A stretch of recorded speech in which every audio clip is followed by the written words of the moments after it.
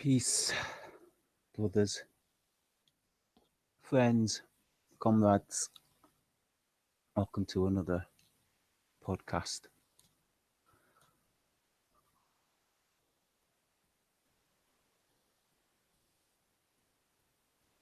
We're just waiting for people to join and our guests to enter.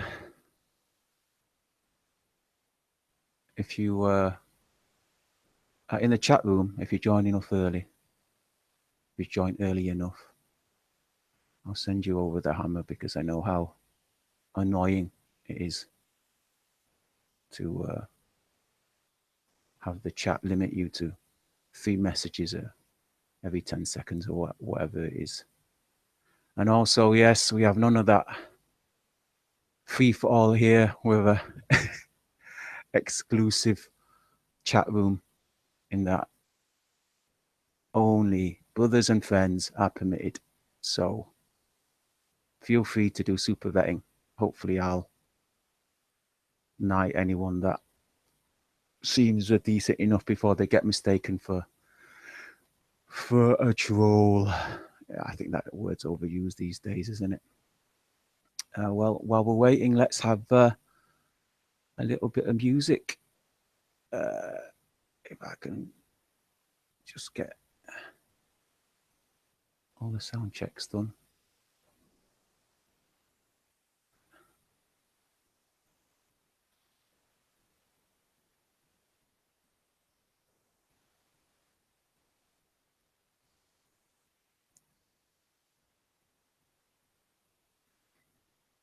Yeah, just starting a bit early. Just so I know, because I scheduled it for an hour ago, but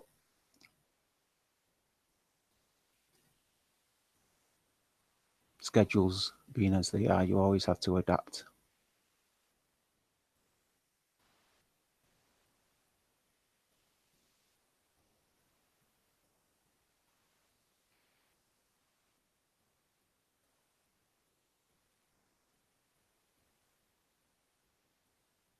Just have a look.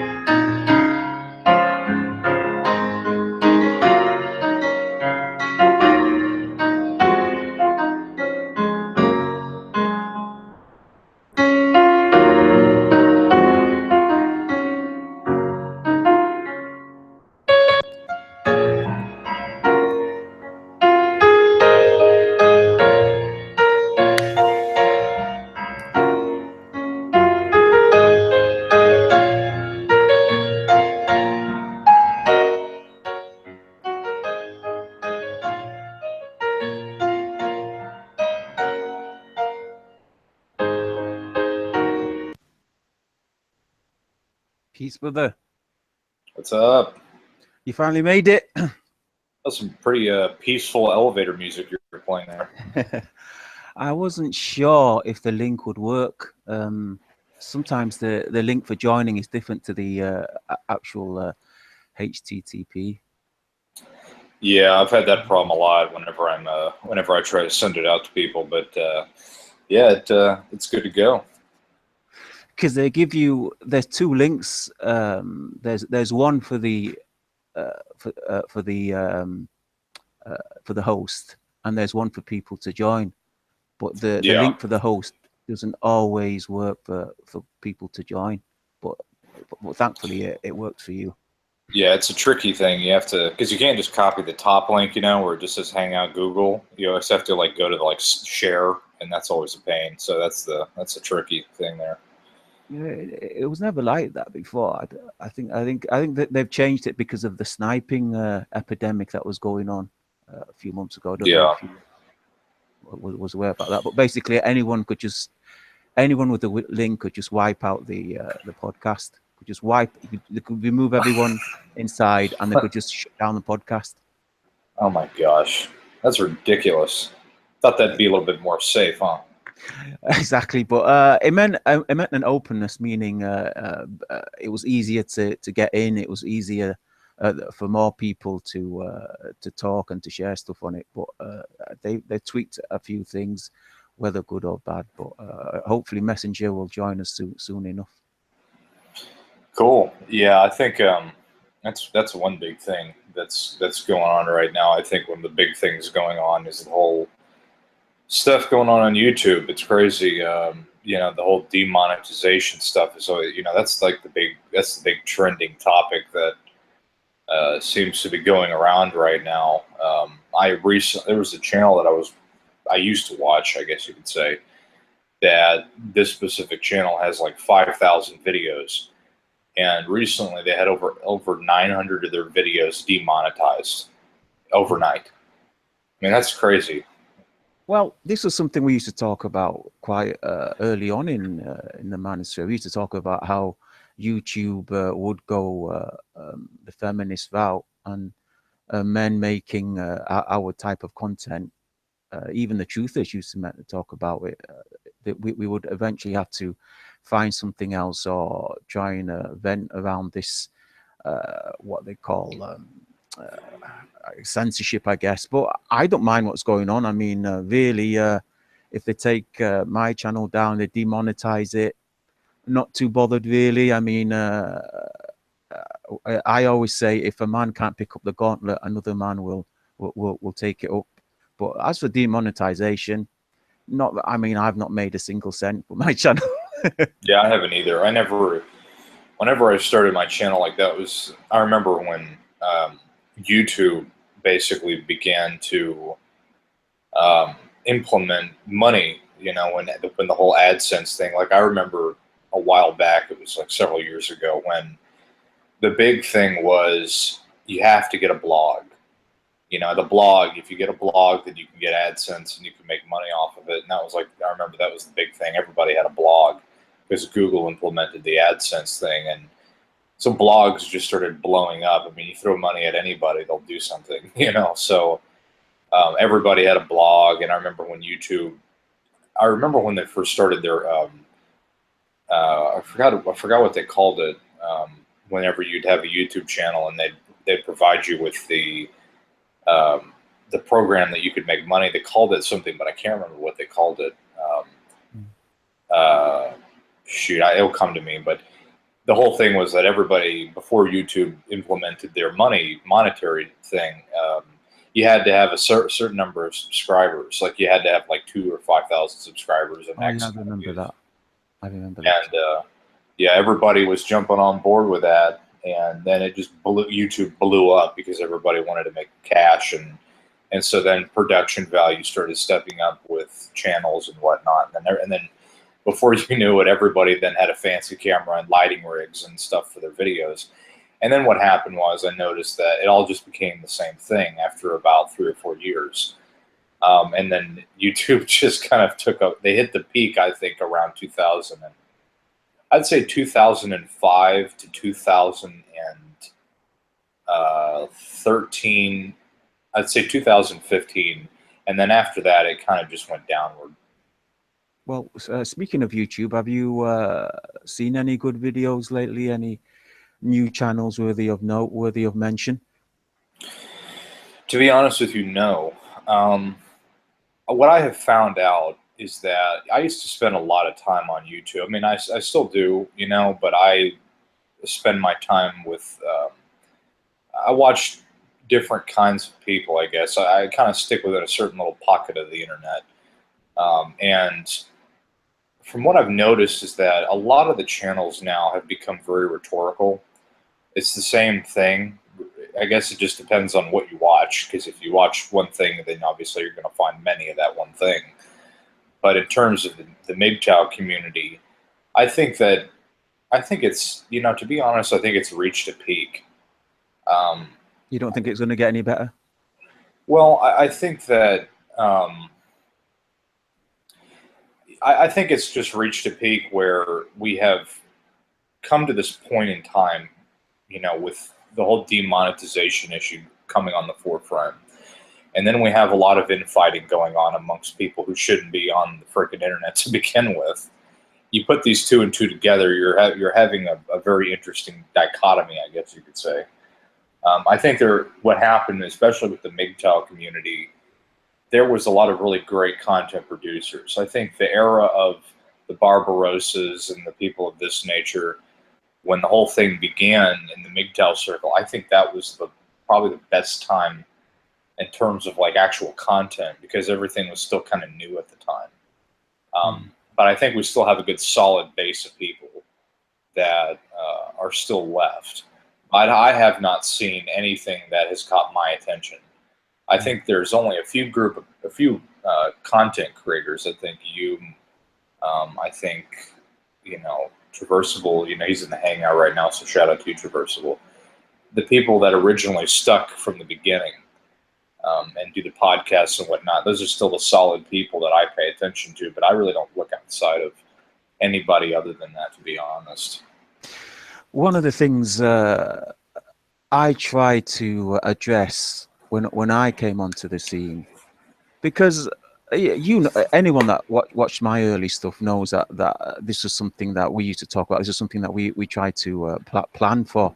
This was like yeah, this was like just after Barbarossa started to disappear. But the thing about the Mgtow content producers, no matter how great their videos are, no matter how intelligent they seem, they all make mistakes. And something that I wanted to happen right from the beginning was, and it was, I think for a while it was there. This type of brotherhood, this camaraderie we used to call it, and if we addressed each other like brothers, if we addressed each other like men, like gentlemen should, with the for lack of better words, with chivalry, as anyone that watches my stuff will know, chivalry. When I talk about chivalry, it's between one man and another man, and this was the original concept of chivalry. If we had this at the beginning, and we understood that we're going to make mistakes, we're going to offend each other, we're going to have discourse, we're going to have a difference of opinion, but so long as we keep good with each other, so long as we understand that we're going to continue this discussion, we're going to continue this idea and concept that there is a problem with the lack of masculinity and its meaning. There is a huge problem and a detrimental problem with gynocentrism. That things would always be okay.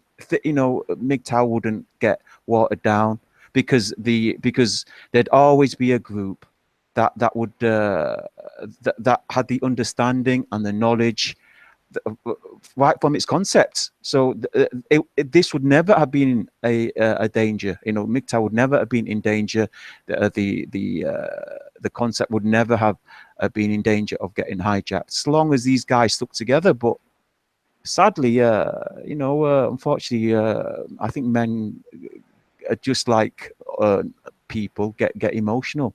they carry chips on their shoulders, etc. Yeah, I'm reading the comments in the comment section right now, and S4 says Stardust has gone too extreme with his political thoughts. Well, this is another thing. Whenever you monetize your channel and you're trying to make money off of it, and I'm not saying Stardust does this for money or whatever, I'm not just, whatever, just speaking. Whenever you have financials involved in the way that you're speaking on a subject important as Mgtow and importance as, like you said, the lack of masculinity and the crisis facing us right now, whenever you have a financial sway to what you're putting out, it's always going to be tainted, I believe. Because there are some things I believe that, yes, you can say, my channel, I have it monetized and I'm here to make money. There's nothing wrong with that. I get it. But when you talk about such important things as we do here, there's no way that you could, speak on these subjects and expect it to be from the heart if everything that you put out is swayed to be favorable to make the most views and the most money. Because then it just turns into a political channel. And everything you say from that point forward will just be, saying things to appease your group to make the most views happen. And this is a problem I think that's happened. You can't, it's like going up to somebody and being like, well, I'm here to stop cancer, or I'm here to say, talk about some really important thing that's going on, but I'm also here to make money. So everything that I say has to appease as many people as possible. Well, eventually you're going to run out of things to say, and you're going to, number one, sound boring because you're saying it to appease people. You're not saying it from the heart. You're not speaking on subjects that might get people to be riled up or possibly unfavorable with what you say. And so you're just always going to say what people want you to hear. And if that's going to be the case, then you've already killed your channel right there. And that's one of the reasons why I never, I wanted to keep everything very natural on my channel. If I don't feel like uploading videos for a couple weeks, then that's just how it's going to be until I feel like I have something to say. I have to keep it real. I can't go around here and say everything everybody wants to hear, or else I'm doing a disservice to the whole thing in general. And I think that's one of the things that money and the internet are a very strange mix. Because when you have such a platform like the internet, and especially with this specific kind of group of people, where you basically can I wouldn't say hide behind your computer and say what you want, but you're not sticking your face out there, in other words, to put what you really say on the line. So there's a little bit more freedom, and also, just the kind of stuff we talk about. There's a very specific reason why we do that. But I think what's happened in a lot of ways is that this financial stuff has it's pretty much gotten to people's heads, I think, a little bit too much. Well, history is littered with men that sold their principles for materialistic gain. YouTube has been an interesting exercise, hasn't it? It's really shown the caliber of men. And let's face it, I don't think I'm alone in saying this. We're disappointed. We thought better of certain individuals. I'm not going to name them, but men that sold their message for a few YouTube dollars, men that sold their message for a bit of pussy. Let's face it. A few guys, I won't mention them. You guys suspect who it is. They got themselves a girlfriend. They didn't want to offend their girlfriend. They deleted all their videos, or they deleted their channel, and all of a sudden their tone changes. Mgtow, Manosphere, MRA, you name it. It's not just restricted to any label, but men have sold out, and I'm sad to see, especially guys that I thought were made of better stuff. But it's interesting to see. As I said, history is littered with men like these, and these men will be forgotten. Really, what this era needs, what we need now more than anything else, is men of character, men of principles, men of a caliber that's going to stand up for what's right, not for what everybody tells them they should stand up for. Whether that's one. We need honesty. There's so much lying going on, and so much trying to not offend people going on, that it's gotten to be it's gotten to be dangerous. Because then it's starting to see, because the problem is that it's starting to look like fascism is what it's starting to look like.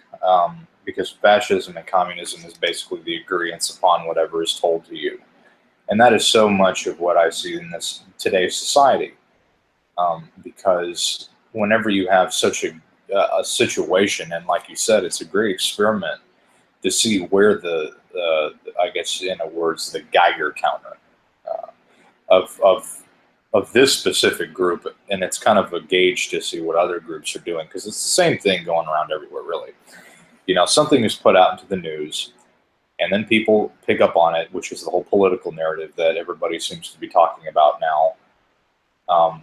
They will say whatever they want to say about, everybody's got an opinion, right? So they'll go on their channel after a piece of news comes out, and then they'll go, well, I believe this has happened, and this is ridiculous, and I think what happened in such and such place yesterday or last week is absolutely ridiculous, or I approve of it. And then it just comes into what you're doing is you're just feeding into the propaganda machine all over again. You're being an extension for what they want you to become. And that's the dangerous thing that happens when you believe in what they tell you to believe. And that's what I see going on a lot with. It's strange, isn't it? Do you not find that strange? I mean, think about it. I mean, have a listen. I mean, if you find yourself listening to a strange, and let's face it, we don't know who these people are. We can't vouch whether they're honest or not. I mean, the fact is, politicians and newsreaders are infamous for being liars. But people, they find themselves watching strangers on the news, watching someone that they don't know on the internet, reading something by someone that they can't vouch for, and then all of a sudden they find themselves feeling hatred for other people that they've never met. For other people. They just listen to some random person, and then they actually change, like their whole life becomes revolved around what some person on the internet said. Their whole life becomes involved.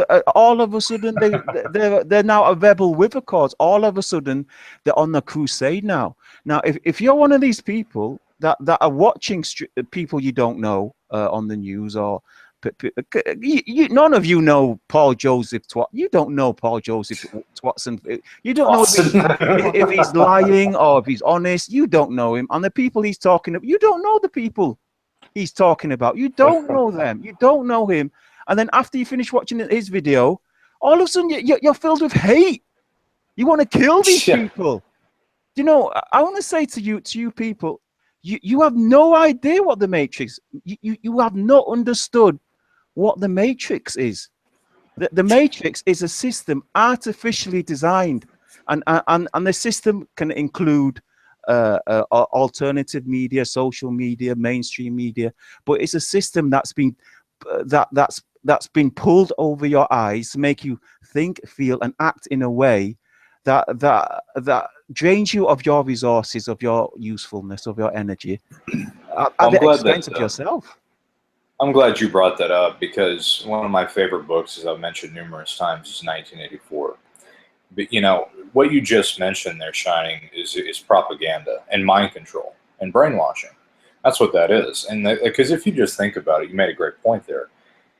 To sit there and listen to some random person on the internet that you've never met, that you don't know if they're working with, let's just say this, secret societies or various some agenda. It might have some agenda. Exactly. Agendas and political agendas and money involved and all kinds of crazy stuff. You don't know what the hell they're involved in. And if they're involved on that level, let's just say that level, agenda level, then they got so much cogs of the machine working in their favor. They have teams of psychologists and people that know about neuro-linguistic programming to just brainwash people. And you're sitting there with your mouth open wide, getting thrown rocks into it and thinking that you're getting the truth. And I wanted to bring this topic up now, that before I forget about it, which I think is one of your first topics here, which is the rigged system and why it's killing us. And I wanted to bring up a section from 1984. Let me see if I can find it here real quick. It's called Parole Feed. is what they titled it in the book. Let me see if I can find it real quick. Here it is. Now, this is a little quick section I'm just going to read real quick, and it's going to explain exactly what everything that we see going on today with what the mainstream media is telling us and what all these various people are repeating now. And it's called 25, let's see here, let me see if I can find it. Well, hold on, if you want to keep talking, I picked the wrong section here, but it's going to talk about how the propaganda really works with people and how it works with people. I'm just going to find it real quick because I have a big folder here. So yeah, you go ahead. You make sure your stuff is accurate. But I think what's on everybody's mind now is what's on the news. You know, reports of killing, reports of murder, reports of and let's face it. Let's bring it back to basics. I mean, what do we know? It's men getting into vans, getting into cars, mowing down people they don't know, people they've never met, people that have done them no harm. I mean, if you find yourself shooting, bombing, wanting to stab, or even some now stabbing, running people over with the intention to kill as many of them as possible, people that, let's face it, you don't know. Come on, let's face it. These people have done you no wrong. It's only because you've heard something from somebody. And you know, I want to say to these people, you don't know what the red pill is. You haven't understood the meaning of what the red pill is. The red pill is to realize that you've been lied to about everything, that everything you thought as true, you should now put in question. It should put pause into your actions, and it should put hesitation in your words. It should put question to what's real and what's false. Who's lying to you? Who's really your friend? Who's your enemy? Who owns you and what they want with you? That's what the red pill is. But I mean, what does it take for a man to do that? You know, for a man to mass murder. I mean, I can name names, but the news, the internet is full of stories of these people now. Yeah, here I found the section here, and you know what it is that it's years and years and years of movies, music, the entertainment business, political narratives, social agendas, years and years and years of this stuff being pushed in the school system mainly too, being pushed into people's heads, brainwashing people.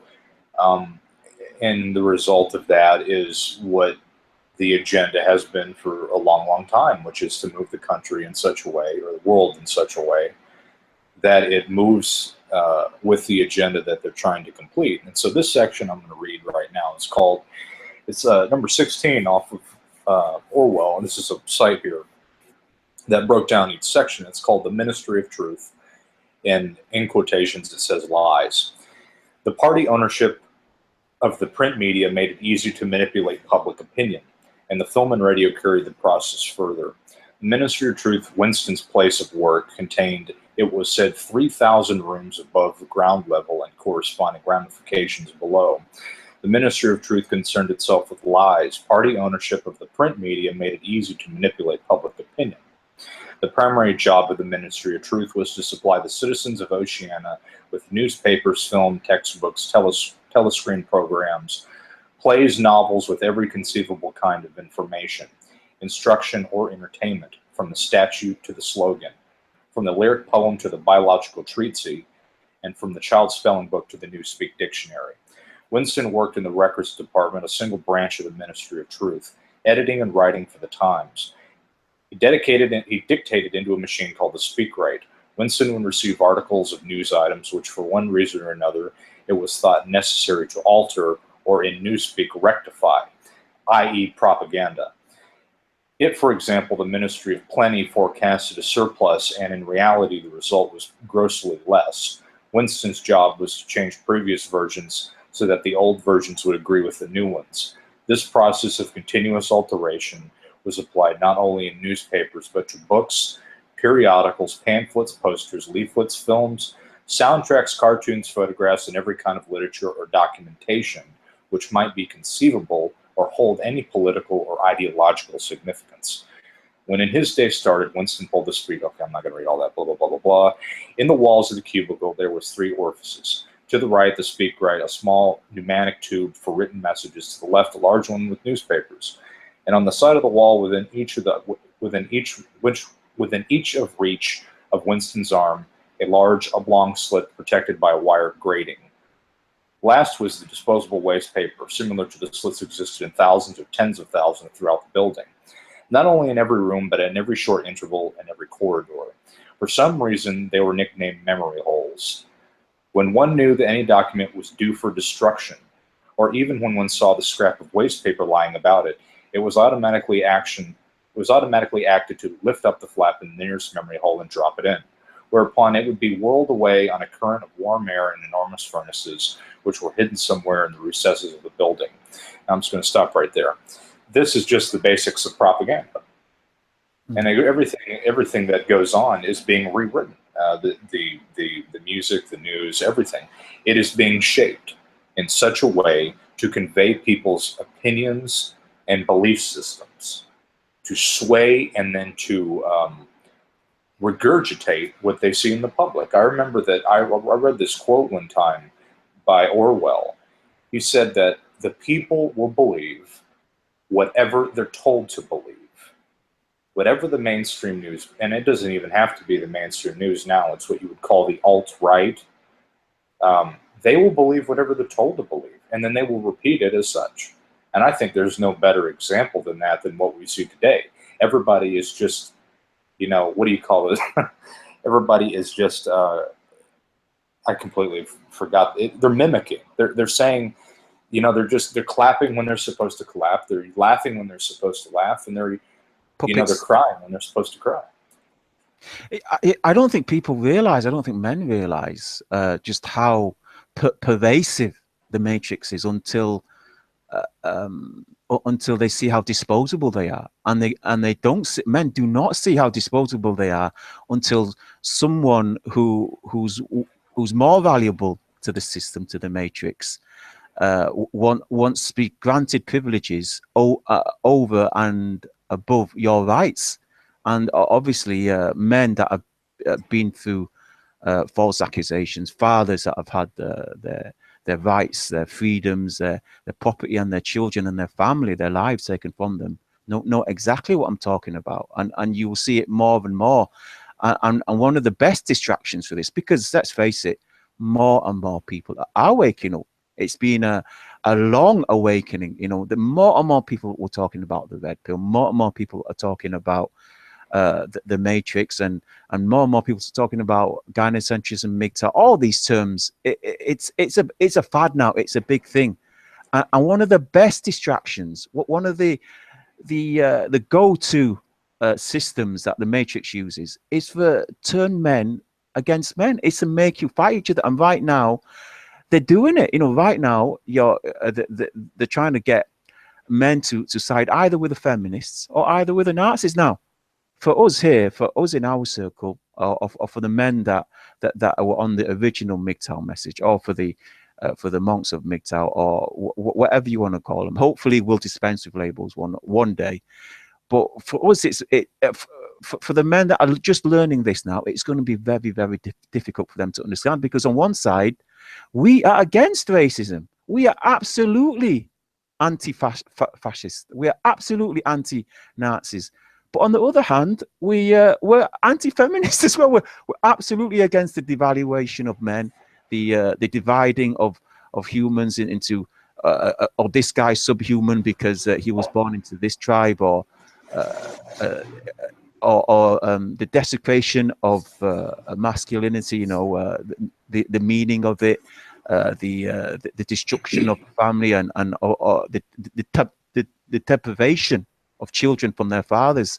And then there's defamation of religion as a false shield for their immorality, for the racist agenda. It's a real it must be a real confusion for guys that are just coming into this. Yeah, it's a everything going on right now in terms of what you see with this whole racism thing is just to get people to destroy each other.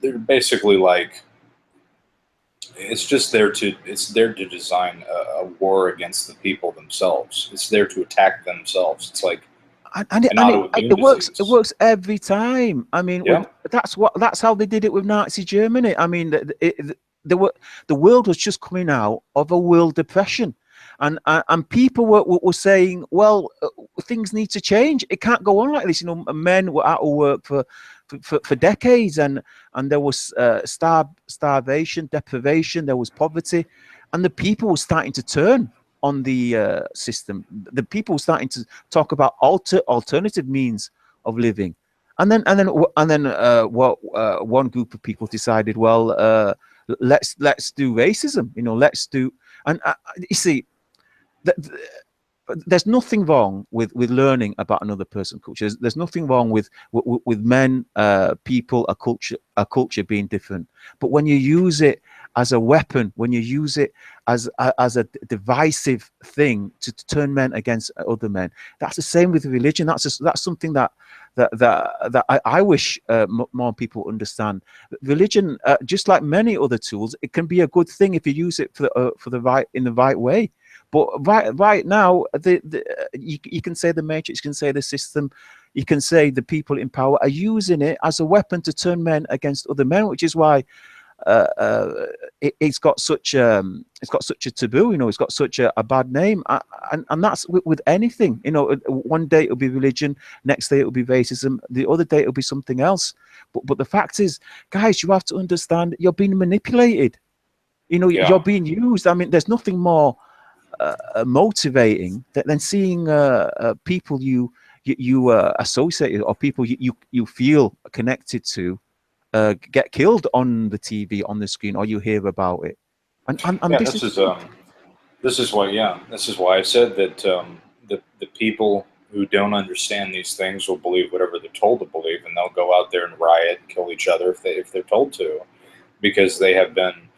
You see, in order to break free of that, in order to realize the things that we're discussing today, you have to go through the process that it takes work, and people don't like to do that kind of internal work. You have to deprogram yourself, and that is a long. It can be years at times of deprogramming yourself from what you were told, and that means that you have to completely erase everything that you were told and start right from scratch. And that is a dark night of the soul like most people could never possibly imagine.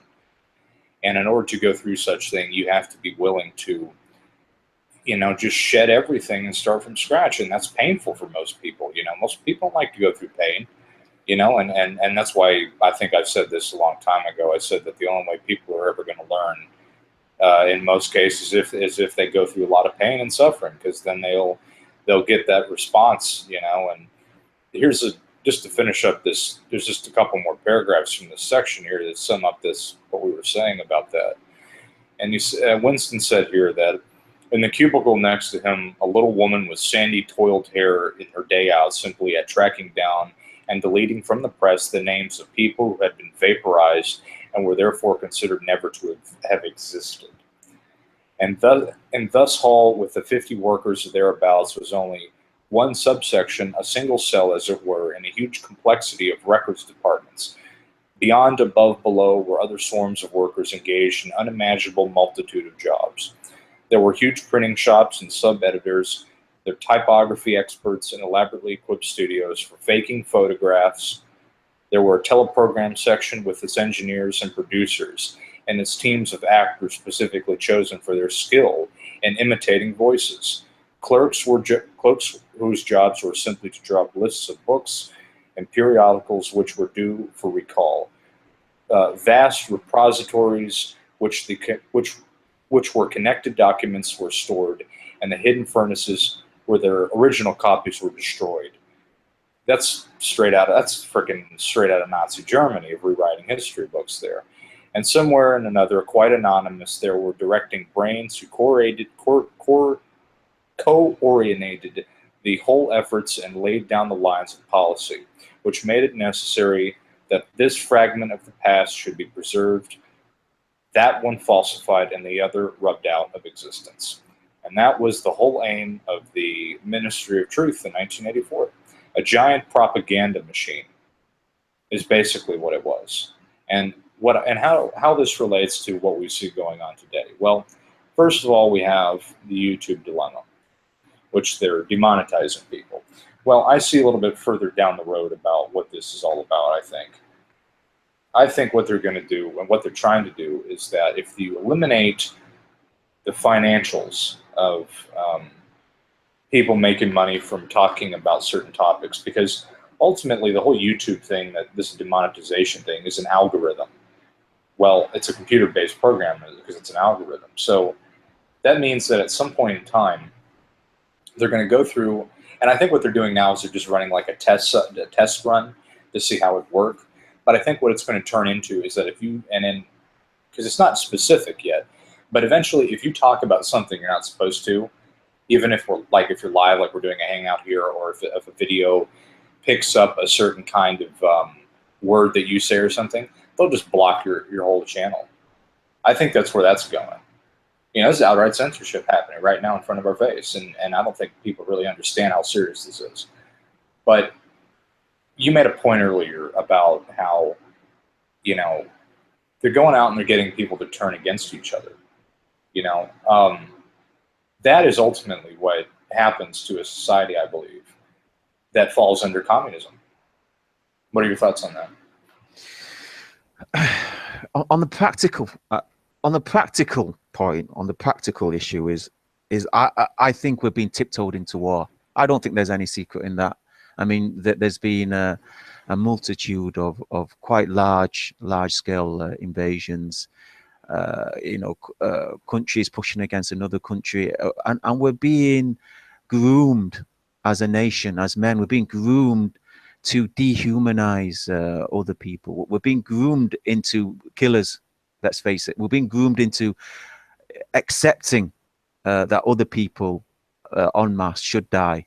We're being groomed into wanting to kill other people. I mean, like I said, I mean, what does it take?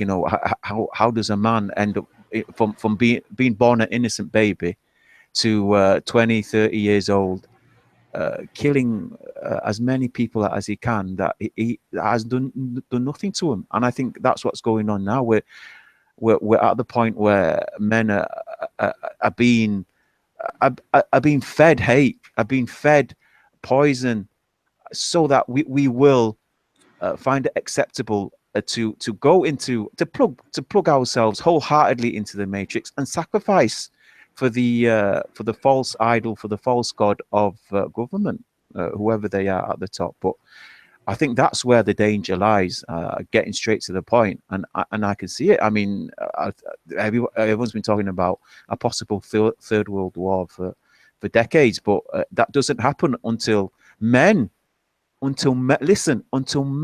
accept it. Not women, not government. It doesn't happen until you men accept it. And I'm finding it more and more common that men are saying, these people are not human. These people are not human. These people should die. And these people have done nothing to them. I'm talking on an individual basis, just all based upon their poison tube, or their TV, their mobile phone, their news readers, their YouTube idols, and they've just completely missed the point. We were trying to save as many men as possible, because we know during war it's when millions of men kill millions of other men. Millions of men died. What was it? World War II, between 60 and 80 million people died. Over 90% of them. Men. It was. Yeah, I mean, millions of men killing millions of men, and the fact is, you don't know these people you're killing. You think because Stefan Molyneux told you about it. Paul Twatson told you about it. Or Watson and Molyneux. yeah, it starts with them, and then you accept a. What the hell are they involved in? Huh? That's what we need to figure out. you accept a more vitriol leader. So now Donald Trump's in. I'm not saying I'm totally against Trump. This is the problem. As I said before, they'll introduce things that we agree with, and then they'll start to make it more acceptable with things that you didn't find acceptable. This is how a baby can grow up to be a murderer, a mass murderer. Well, I think you brought up a good point there that we are being groomed for the mentality of war and to be a killer. Because if you think about it, one thing that, and I can't remember where I learned this, but one thing that people do in high ranks of certain parts of military or special ops and things of this nature is that they go through a training called SEERS, which is Survival, Escape, and Evasion. So in case you get like captured or whatever, they put you through these classes to kind of get you trained in what you would need to do. Part of that kind of training involves what you would call capture, which what they do is they put a blindfold over your head and you're basically a captive. And they put you through a traumatization scenario where they do things like, I'm being serious when I say this, is that, like, let's say, for example, they'll put you through, like, they'll throw you into a room and then you'll hear, like, horrible people getting tortured in the next room, but it'd just be like a recording of it. They're traumatizing people. That's why they play this crap on the news of, like, the stuff of people getting run over by cars. They play that over and over and over and over and over and over and over and over and over again. It's doing one of two things. Not only is it traumatizing people, but it's also getting people used to it, so that the more and more this stuff begins to happen, the more people are like, oh yeah, well, it's just another person got run over by a car, another person got blown up. It's just, never in my life have I seen so much reports on people getting blown up. Then they have the video of it, the blood all over the street. That's traumatization is what that is. And it's getting people to be like, oh, well, yeah, another bombing, another shooting, another killing, what's the big deal? That's, and you can't really help it, because if you do pay attention to the news, that's what's going to happen. And you're just going to get used to it. You can get used to anything. You'd be surprised what you can get used to.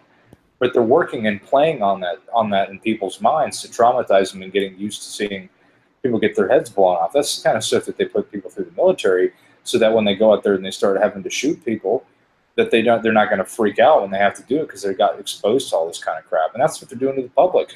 And there was another thing in 1984 that talked about that same thing, which was they did there was the 2 minutes of hate speech, which was basically about how they got like the big leader up and he talked about how awful things are and we have to go fight the enemy.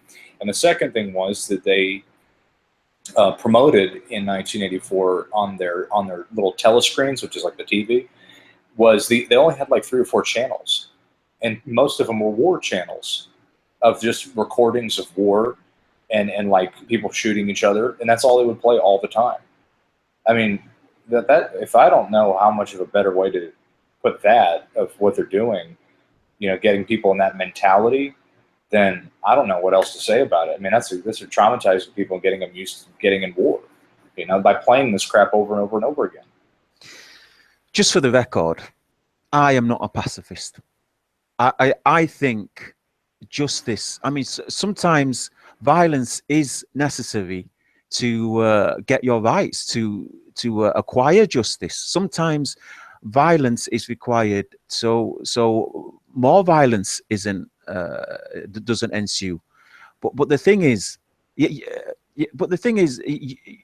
people are killing for no reason. People are doing stuff, and you're not getting anything out of it. I mean, for example, Iraq, for example. I mean, thousands of Marines went out there. Thousands died by the way, just as millions of Iraqis died. But a lot of killing, a lot of death, and the Marines or the men that went out there. They thought they was doing it for a good cause. They thought the Iraqis wanted them there. They thought they were liberating the Yeah. Iraqis. And then of course they thought they were doing it for their country. They thought they were doing it for America, for freedom. And then they come back and the Americans say, no, you wasn't doing it. We never told you to do it. So then it says, okay, we're doing it for the good of our government. And then they come back, and thousands of them had their homes seized. Thousands of them had their divorce papers served to them. Had their wives take them to the cleaners. You'd think at some point men would realize that they're being used. This is what Mgtow has been trying to say to you right from the beginning. You don't need them. You don't need the Matrix. You don't need the Matrix to feed you and to work and to clothe you, and you can do you do these things yourself. You do these things out of your own work, out of your own striving. You can do these things yourself, and most of you do these things yourself. But they need you. They need you to comply. They need you to sacrifice yourself, to sacrifice your blood, to sacrifice your work and your sweat. And that's exactly what it is. It's a sacrifice, literally. And I can understand that I can understand men's dilemma. It says, well, what else can I do? This is, the government have all the money. The government I've got the system. I'm in the system. I'm plugged into the matrix. What else can I do? We now with so-called red pill men talking about going back into the military. They haven't understood. They just haven't understood. All you need to say is no. There's always a choice. But men, they watch too much. Number one, they watch too much porn. So they're always on a constant state of arousement. So it's no wonder along comes a piece of skirt, and all of a sudden that they lose their minds. Number two, they're always watching materialistic videos.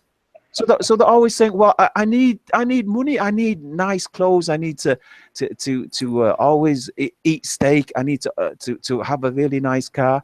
So then when poverty seems to be pointing their way, they all of a sudden they'll sell out, like we mentioned earlier, these Mgtow channels. How easy was it for them to sell out? Yeah, I understand this dilemma, but guys, man, you need to wake up. It's going to be a perpetual cycle that you put yourself in.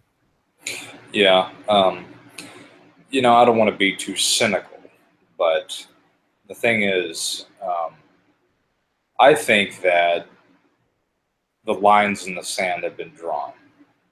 I think that if you haven't realized this yet, then I don't know how else I can tell you. The things that we're talking about right now, this is the basics. This is the very, very basics of this whole situation we're in, of this matrix. War is there to kill you and to basically sacrifice you, to go do things that people, want you to do, so that they go out and they profit from it. The mainstream news media is a propaganda machine. The feminist agenda is designed to destroy you.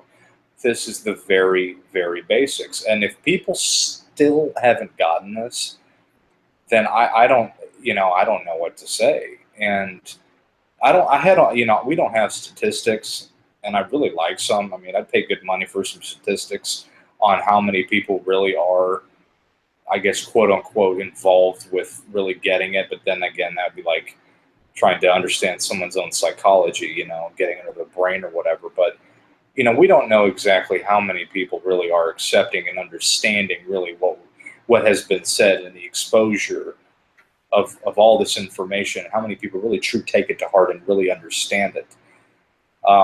But unfortunately, I think that from what I've seen going on YouTube and all this crap, I don't think there's very many.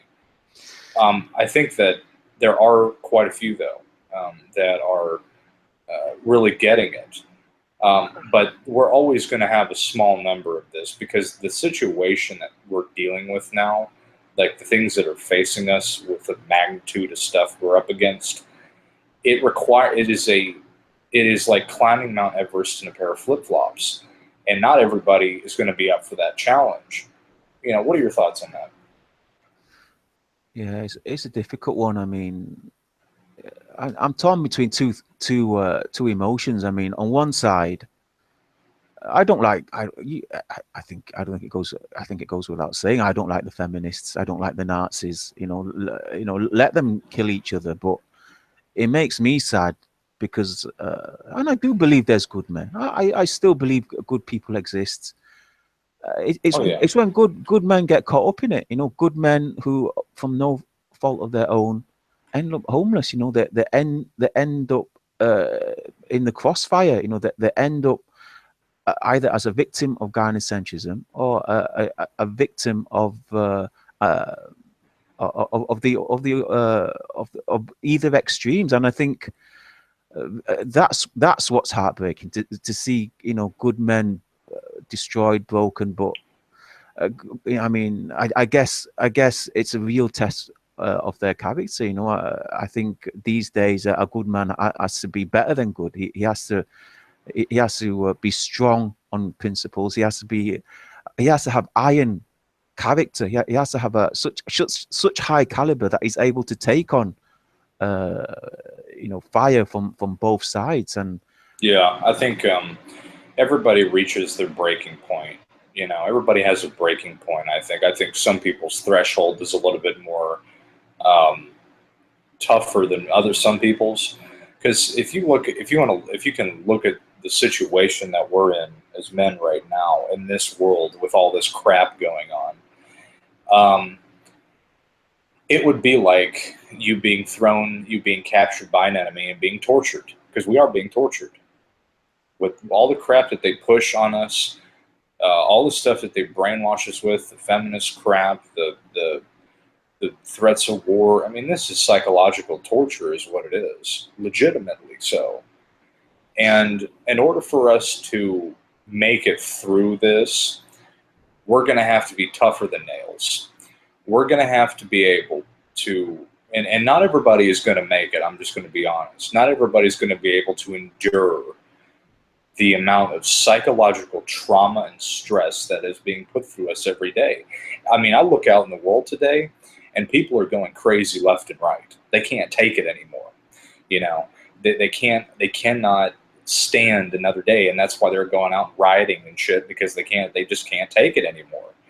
Um, or they can't take it anymore, and they're being told and manipulated to go out and riot. So you got two big, built up energies at once going on there.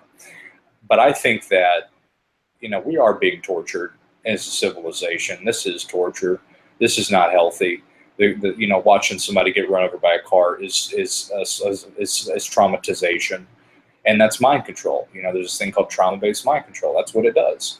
It traumatizes you, and then by the trauma, they then reprogram you with what they want you to tell them, because the traumatizing event that takes place in your brain it's basically, manipulation.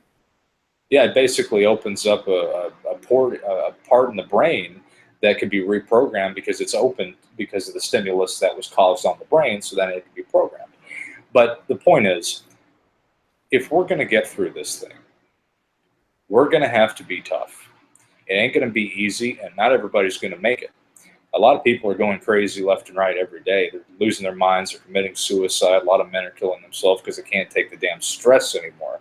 And believe me, every day I wake up is a struggle to get up out of bed, knowing what I know about the stuff going on.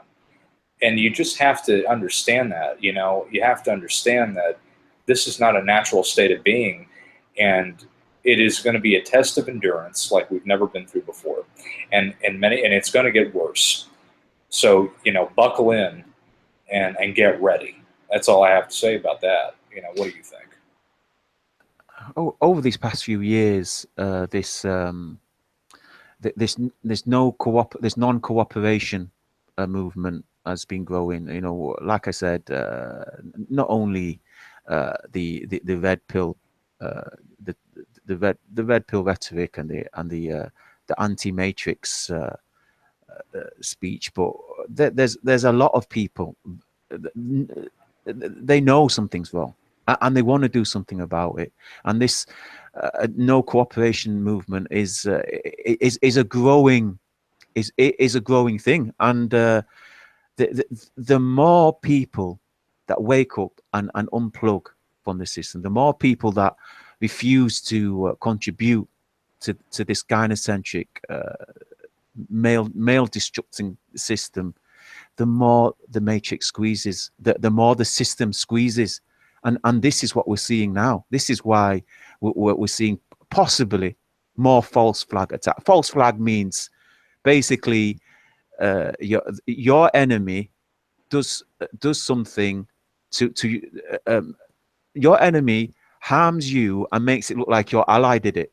So you will go fight your ally. That's what a false flag means. A false flag doesn't mean that it didn't happen. It means that the people responsible for it are not the people that you think are responsible for it. You know, this is the deception. But definitely, the more people that escape the matrix, the more the matrix seems desperate or seems to squeeze harder or try to put harsher measures on society, on men. And I think this is possibly what we're seeing. And obviously, the climax of this, as I said, is war. You know, there's no bigger collection of resources for the system, for the matrix, than completely occupying another country. You take over the entire country, not just the people, not just the land, not just the minerals and the wealth. You take everything. We're taking everything, including the kitchen sink. This is what war is. And of course, who pays? We pay. It's the stupid men that plug in. Yeah, plug me in. Plug me into the matrix. Plug my, you know, any hole you find, just plug me in. And unfortunately, men get fooled by it, and it's by various means. And unfortunately, some means are the cheapest, like for a bit of pussy or for a few dollars. And for others, yeah, it's more coercive, it's more emotional, it's more manipulative. And I think this is what's going on. We're seeing the system now really squeezing because, let's face it, more and more people are waking up. The Occupy movement, the non-compliant movement, you know, Mgtow, the MRA, what's it? This, even the skeptic community can be considered as a anti-matrix or a anti-government. Well, I just want to say that, you know, because this is happening, and I just want to put this out there because this is something that I've always thought about lately, because this is happening, because people are beginning to wake up and realize this stuff. You better be ready that if they pull the trigger and start a war, don't be surprised. Don't be surprised, because there will be look, you know, there's going to be a price to pay for us talking about this stuff. I don't care what anybody says. We're going to pay the price, and they're going to make sure we pay the price for it. Part of it's they're taking shit off of YouTube. They're going to make us pay. They're going to make us pay big time. We better be ready to deal with that. You know, let's not be naive here. We're going to pay a price for this. Even if it's for the good, which we know it is. We know, I think common sense is at least for us, we still have common sense left, even though it's not very common these days. We know that what we're doing is really to save humanity, to wake people up to the fact that we are being killed left and right, and that if we keep going on this path, we ain't going to be here any longer. And if it comes down to it, where people are, they say, you know what, we've had enough of you people talking about things you shouldn't be talking about. You're not obeying what we want you to obey. And so we're going to start this thing. And if there's only 20 of you left, good for you. But we're going to make sure you people pay for what you've been discussing. We have to understand that. And we have to be ready for that inevitability if it does happen, which I say it's inevitability, which more likely it seems to be that's the case. So I don't want to be I don't like to be naive here that, you know, this is the things that that are facing us. You know, it's like if you're fighting cancer or something, which this is a cancer on society, you start chemo, you're going to kill other, there's going to be cells in the body that die before you get better. You got to get sick before you get better. So I just want to put that out there, that if they do pull this thing, don't be surprised, but be ready for it and be ready to stay to fight against it. Because if we don't, then they win again, because part of what they want to do is eliminate half the population. They say, you know what, screw you people, we don't want you here anyway. That's why we're doing this stuff. So just be ready for a backlash to come. It's happening. It's happening in the Charlottesville garbage. It's So what do you happening. think? So what do you think the solution is? I mean, we've highlighted some of the problems. We've highlighted maybe some of the problems, the environmental problem of what's going on. But what should men do? What advice would you give to the men out there, the men listening? Well, I don't think there's an easy piece of advice. I think it's very complex. It's very complicated. I think part of it is the physical, environmental issues that are going on. But I think in many ways it is also a spiritual issue that is going on as well. So there's two sides of the coin going on here, because there's the spiritual side and then there's the physical side. And I've always said that, in my belief, things manifest in the physical, and then things manifest spiritually, and then they manifest physically. And you could look at this about human behavior too. If your spirit, if you will, is corrupted, then you will be pursued to do corrupt things, which then manifest into you physically doing things that are corruptible. So if you're out doing stuff like, I don't know, you could come up with your own things of what you believe in your belief of spiritually corruptible things that would cause you to do physical corruptible things, then it's gonna be of both sides of the same coin. So one of the problems, I think, is that we haven't looked into the spiritual side very much. We just are focused on the physical, which is a big problem, because the physical is nothing more than an aftermath of the spiritual. If you have to understand that I guess morality and things of this nature are there for a reason, I believe. Because if morals go out the window, then it's all game on. After that point, there's nothing there to discipline you. There's nothing there to limit you from what is good or bad. And then before you know it, everybody's doing whatever the hell they want, and that's what our society has become: is a corrupted spirit that then manifests into physical corruption. But my advice is this: I think, aside from all the basics, don't watch news, other than just keeping up with what's going on. I think that's important. But realize that you have to. We're in a very, like I said, this is a very complex thing, so there's not one specific easy answer. But we're in a very unique situation right now in Earth and at this point in time in history. And it's going to require us to have very specific skills. And it's just going to be a test of endurance, like I said, I wanted to mention this again, because men go through a lot of suffering. This is not a natural state of being that we are in. We're being tortured. We are being tortured. This is not normal to go through and see all this garbage going on, and it isn't healthy. So if you feel out there like this stuff is you can't take it anymore, you ain't crazy. You're not. And if you feel like you're going crazy, for whatever reason, it's perfectly normal. It means you still have your sanity left, because otherwise, if you thought this stuff would be normal, then I'd question that you've been pretty badly affected by it. But we are being affected deeply by this on a psychological level, on a spiritual level, and on a physical level. Cut off the TV, cut off all that stuff, and get yourself in a state of being, a state of mind away from it, and don't be affected by it. Don't let all this garbage affect you. Don't get caught up in all the rioting going on or any of this stuff, and just be calm about it. And I know that's kind of hypocritical to what I just said about, being crazy and whatnot, but you have to be, because everything, and to sum up what I'm saying, everything that they're doing is for your reaction.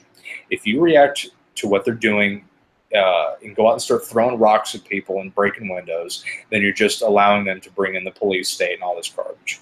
But there isn't an easy answer to it. You just have to keep your head leveled and keep your eyes on what's about you and just try to do the best you can. Yeah, I do. I do think it starts from within. I think men have forgotten their value. I mean, to address the question, what do we do about it? What can we do about it? I think for the general population of men, they're so far down the rabbit hole. They're so deeply connected with the matrix. They need to start at the beginning, and the beginning is, men. You have to realize your value. You have to realize you're more than just a grunt to be ordered about in some uniform. You're more than just your job. You're more than just your uh, the number on your bank account. You're more than just the suit that you wear. You have to realize that a man is much more than this. And I think one of the biggest travesties, biggest injustices to men is the lie that their spirit does not exist. You see, you've all heard me talk about this. A man needs to look after himself physically. He needs a certain amount of exercise. He needs a certain amount of healthy, good food and water. That's his spiritual side taken care of. He needs to clean himself. He needs medicine when he's sick. And then he's got his intellectual side. He needs to learn practical skills as well as be mentally stimulated. Make sure to brush your teeth. Yeah, and then he's got his emotional side, and fourthly, he's got his spiritual side. And I think that one of the worst lies men have been told is that the spiritual side doesn't exist. So now, if you think it doesn't exist, it doesn't matter. You don't know when something is killing your spirit. You don't know when something is bad for your spirit or for your soul because you think it doesn't exist. And I think I think just touching upon your point about immorality, one of the biggest killers of your spirit is doing immoral things. There's something innate in you. There's something innate in man when he does something immoral. I mean, in some men it's more potent than in others. But the fact is, I think one of the biggest lies is that there's no right and wrong. So just do whatever you want. Just whatever feels good. And I think that kills your spirit. That classification of what happens when you don't believe in a right or wrong, that's a demon. That's a demonic entity. They don't have a right or wrong.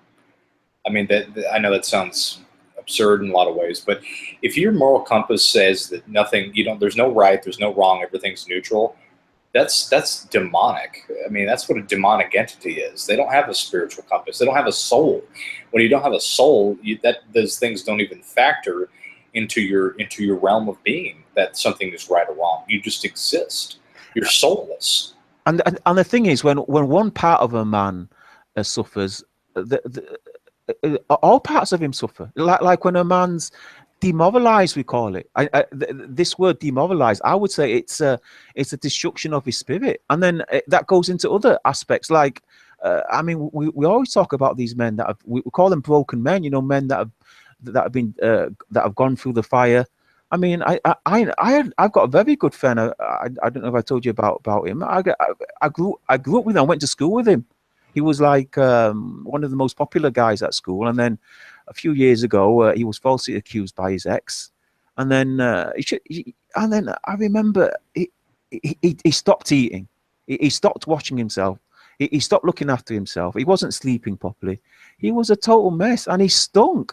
He stunk. He was thin. He was such a mess. And this is exactly what I'm saying. If you think you have no spirit, if you think you have no soul, you're going to neglect a big part of yourself. And I think this is one area where I think the system is using to control men. Because if you don't realize you have these rights, if you don't realize you have these needs, you're not going to know when they're being abused. You're not going to know when you're being neglectful of it. And I think this is exactly where we're going wrong. This this lie that there's no such thing of right and wrong, this complete destruction of immorality. I think this is where the far right wins through, because all of a sudden these guys are saying, no, we've got a right to our land. We've got a right to our families. We've got a connection. Man has a connection to his home, to his people. And I think this is why the far right is so attractive to a lot of people. Well, yeah, and everything that they're doing, um, especially with this whole transsexual garbage, this is where the spiritual warfare comes in here. Is that why another reason how your spirit is corrupted is by doing things like that.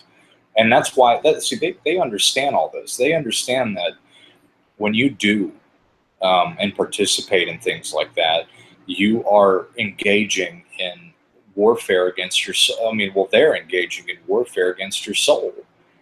That's why on the surface level, it's like, oh, somebody wants to throw a fucking dress on and shit.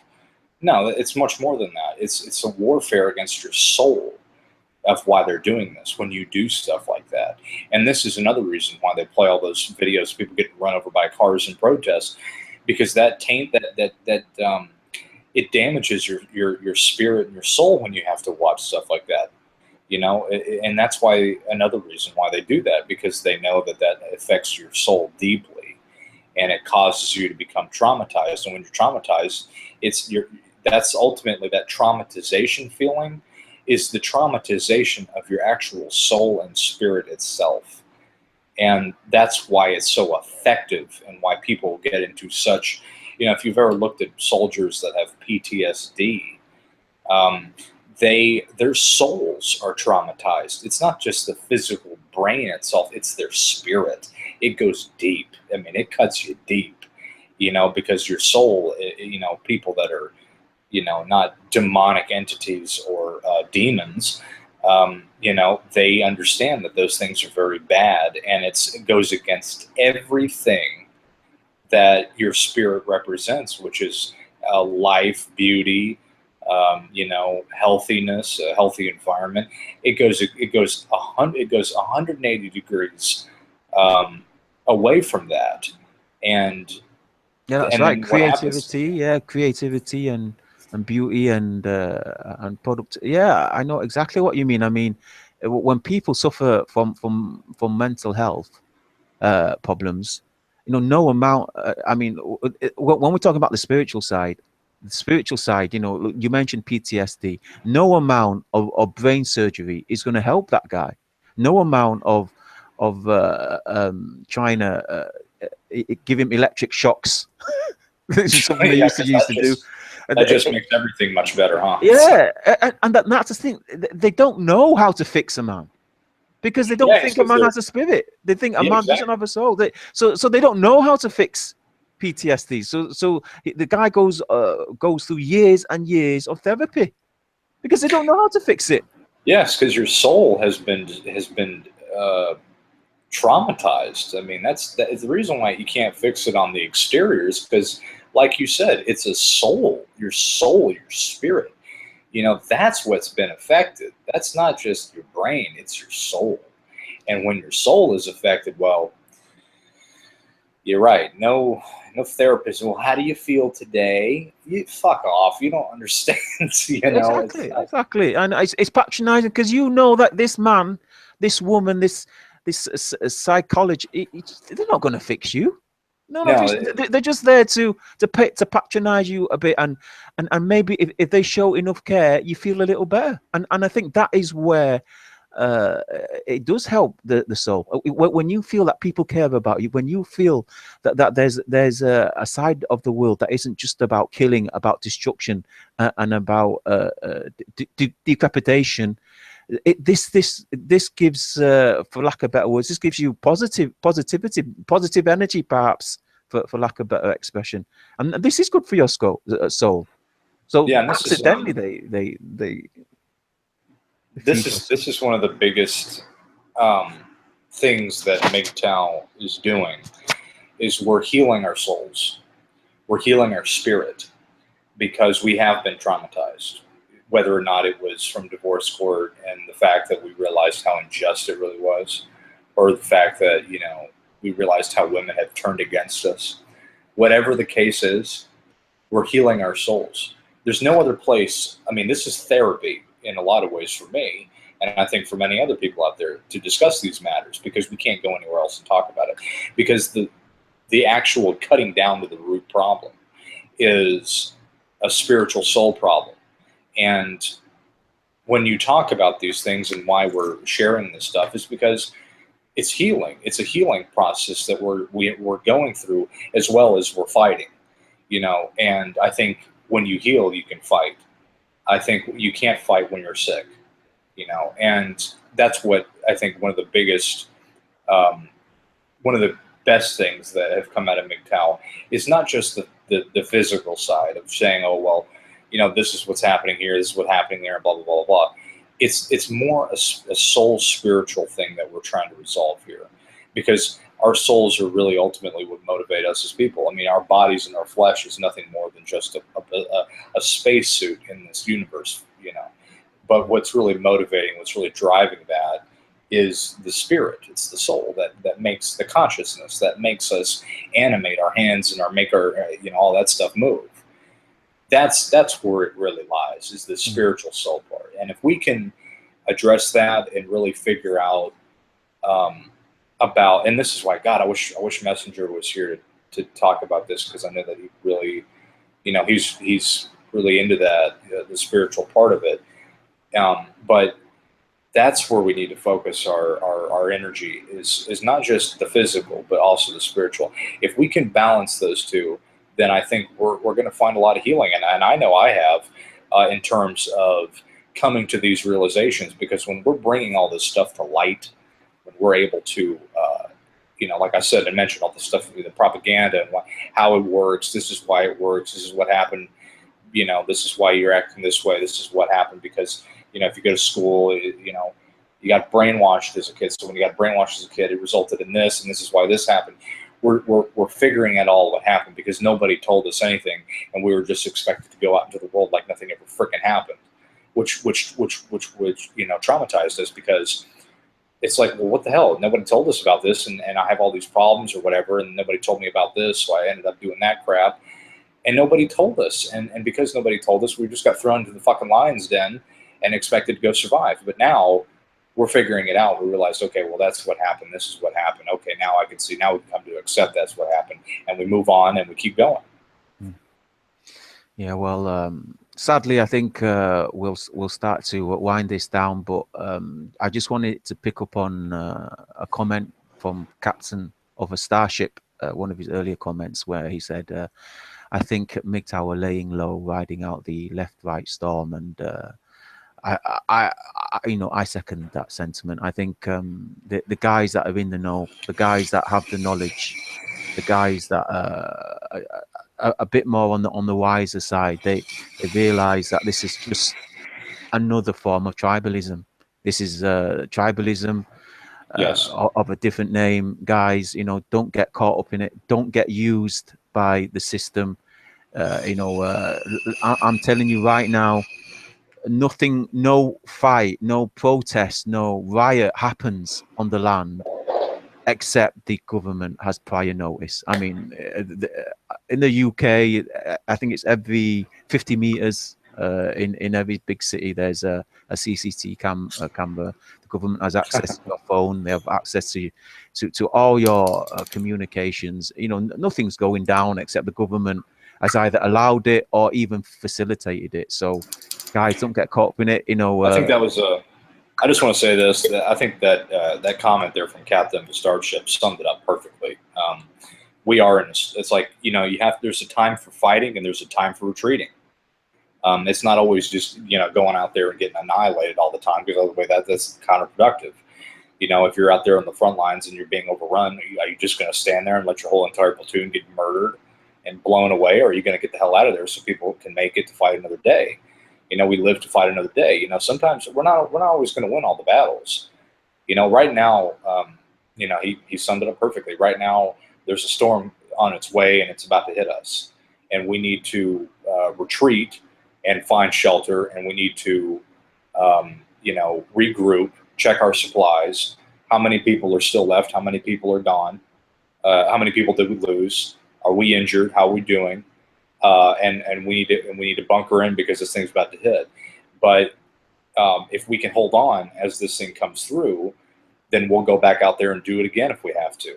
But I think it was perfect. We're right now. There's a storm on its way. It's a storm coming, and we need to check our inventory, make sure everything's good to go, and we need to bunker in and hold down on this thing, and see how many people are left over.